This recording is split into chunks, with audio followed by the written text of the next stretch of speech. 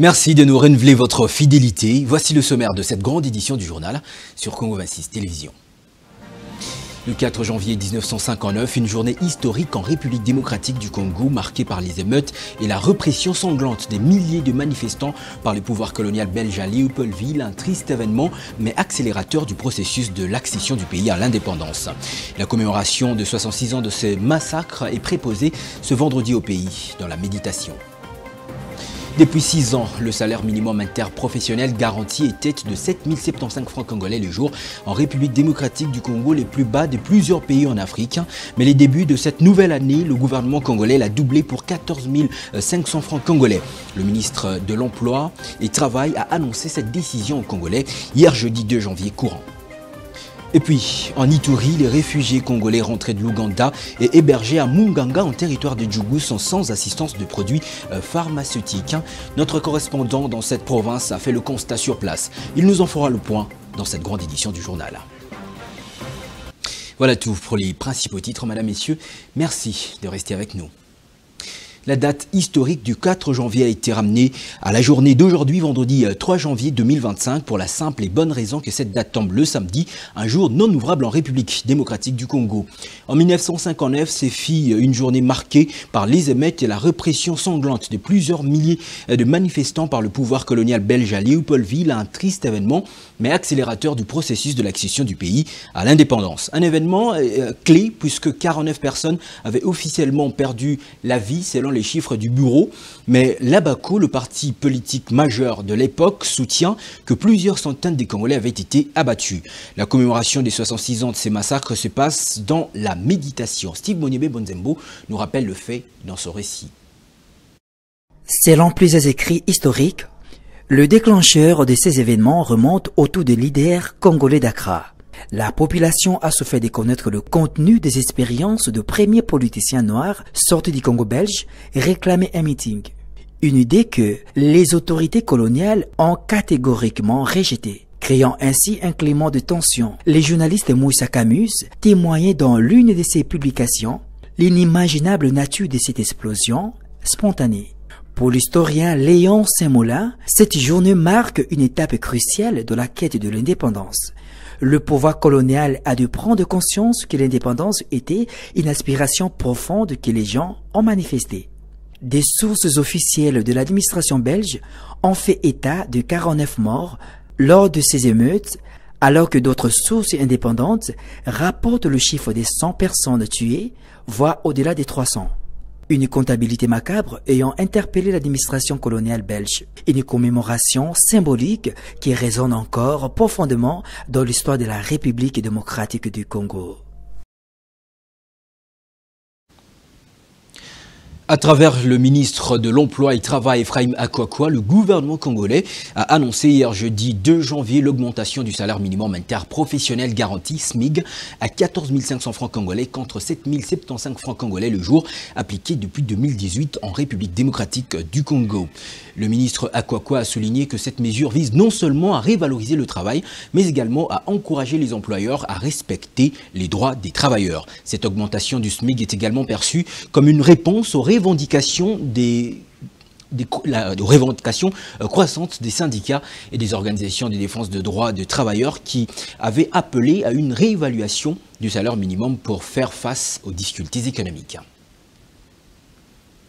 La suite d'une série d'ordonnances lues sur la chaîne de télévision publique, la loi autorisant la rectification de l'accord du gouvernement congolais de la zone de gouvernance d'intérêt commun entre la République d'Angola et la République démocratique du Congo a été aussi promulguée par le chef de l'État Félix-Antoine Tshisekedi Tshilombo. C'est après être présenté et défendu à la Chambre basse du Parlement et au Sénat, peu avant la clôture de la session budgétaire de septembre par Aimé Moulendo Sakombi, ministre ayant dans ses attributions les hydrocarbures en RDC, que l'accord de ratification signé entre l'Angola et la République démocratique du Congo a été enfin promulgué. À noter qu'avant son arrivée au Parlement, ce texte a été présenté et adopté par le gouvernement lors du 23e Conseil des ministres tenu le 22 novembre 2024 dernier. Rappelons par ailleurs que l'exécution du budget visant l'exploitation du pétrole dans le bloc 14 avait été envisagée entre les deux pays dès 2027, dans le respect des normes requises produits pétroliers en provenance d'Angola. À la suite de cette démarche, la ZINC avait été créée en application du traité de Mutongo Bay sur le droit de la mer. La ZINC avait décidé d'étendre à 200 000 marins détendus du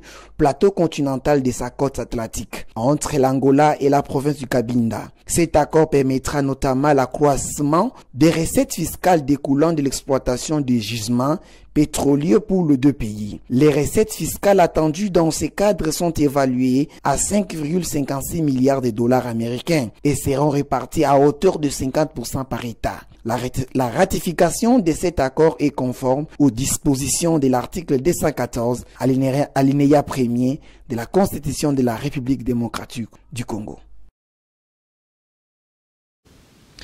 Un nouveau camp a été érigé par d'autres déplacés de guerre en territoire de Nyiragongo dans la province du Nord Kivu.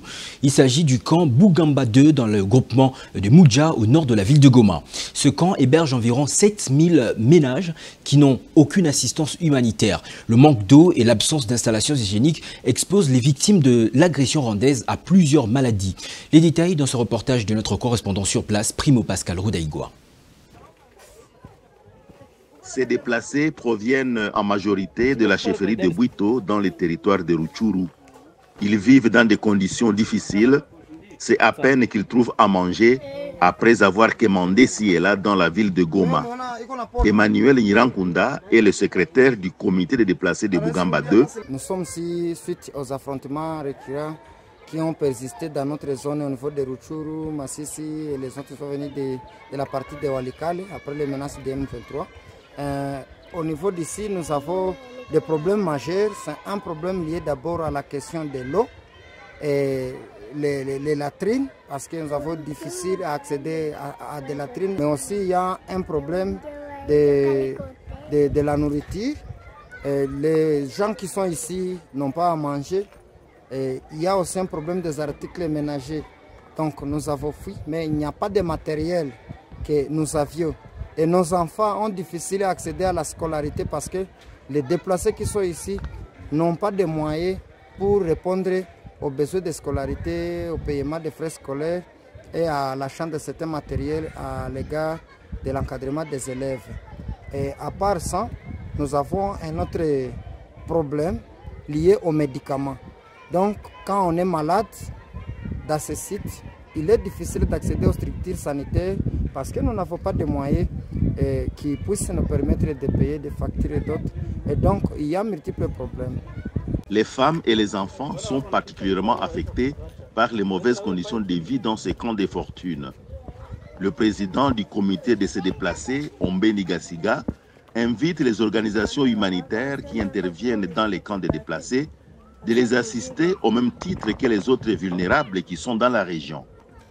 Tunapenda na sie watu klase mu watu wenyewe wanaweza kusaidiwa, sababu wakati tumetoka mu maeneo za kwetu na sie tuko wakimbizi saa wengine na kama tumefika hapa ni mtu mwenye ametusaidia, mtu wa Mungu ameona jinsi tumefika, anatupatia hii fasi na masomo hii kusema tukue tuko ndani na ndio maana tuko hapa. Deux citoyens chinois ont été assassinés à Mweneditu dans la province de Lomami par la justice populaire. Informé, le gouvernement congolais n'a pas tardé à condamner les criminels le 2 janvier 2025. Lors d'une rencontre avec l'ambassadeur de Chine en République démocratique du Congo, Zhao Bin, la vice-ministre des Affaires étrangères a réaffirmé l'engagement du gouvernement congolais à garantir la justice pour les victimes. Alexis Chiboui pour les détails. C'est dans le cadre de renforcement de leurs relations bilatérales, en particulier dans les domaines économiques et commerciaux, avec objectif de favoriser un climat sécurisé pour les investisseurs chinois en RDC, que l'État congolais vit son représentant dans la province de Lomami, à l'occurrence le gouverneur Yvon Van Kalumbo, a pris de mesures immédiates après les drames qui a coûté la vie de des sujets chinois. Il a lancé une enquête dans le but de mettre la main sur le policier responsable de l'assassinat et renforcer la sécurité dans la région. Une équipe mixte de l'FARDC et de la PNC a été déployée pour protéger les restes des travailleurs chinois et une note verbale a été présentée au pays de Mao par la RDC pour montrer sa solidarité. De son côté, la Chine a également exprimé sa préoccupation et son soutien aux familles de victimes. Les deux pays continuent à garder leurs relations bilatérales pour favoriser un climat sécurisé en faveur des investisseurs chinois présents en RDC.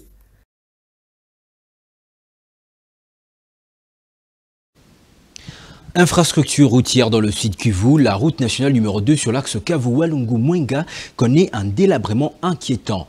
Dans cette période pluvieuse, ses usagers connaissent un véritable calvaire. Pour traverser le territoire de Walungu, par exemple, les véhicules de transport en commun et les gros camions mettent plus de 48 heures sur une distance d'environ 150 km.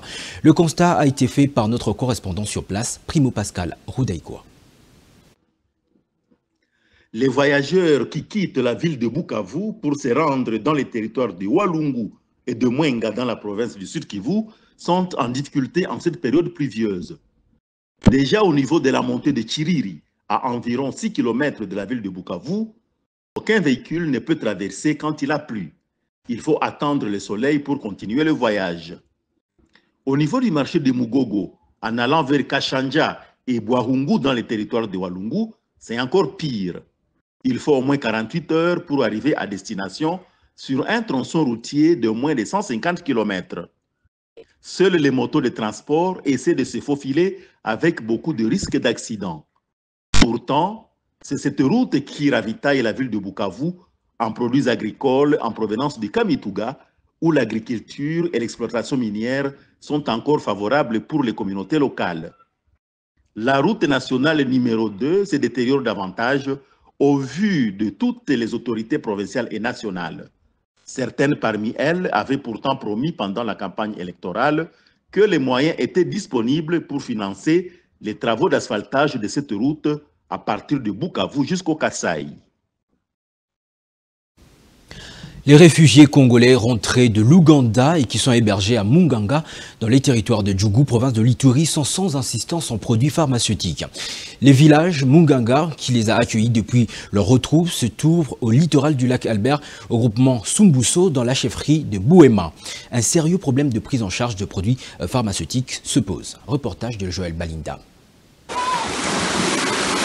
Dans ces villages, l'on enregistre plus de 6000 personnes réfugiées de guerre retournées de l'Ouganda. Mais le problème de prise à charge sanitaire demeure encore un grand défi. Ici, c'est à Munganga, au littoral du lac Albert, dans le groupement Sumbuso, en chefferie de Bouema Nord, dans les territoires d'Ndjougou. Les centres de santé qui s'y trouvent éprouvent des difficultés compte tenu d'approvisionnement en médicaments de lutte contre le paludisme, tel que nous expliquait monsieur l'infirmier titulaire Bedidjo.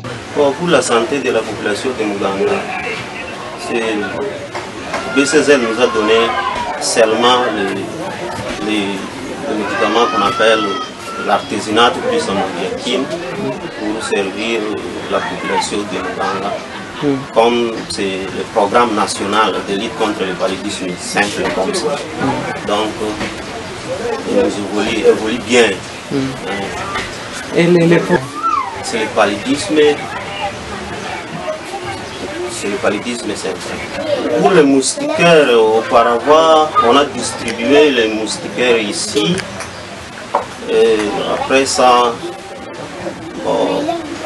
les populations dorment sous moustiquaires, mais le paludisme ne se termine pas.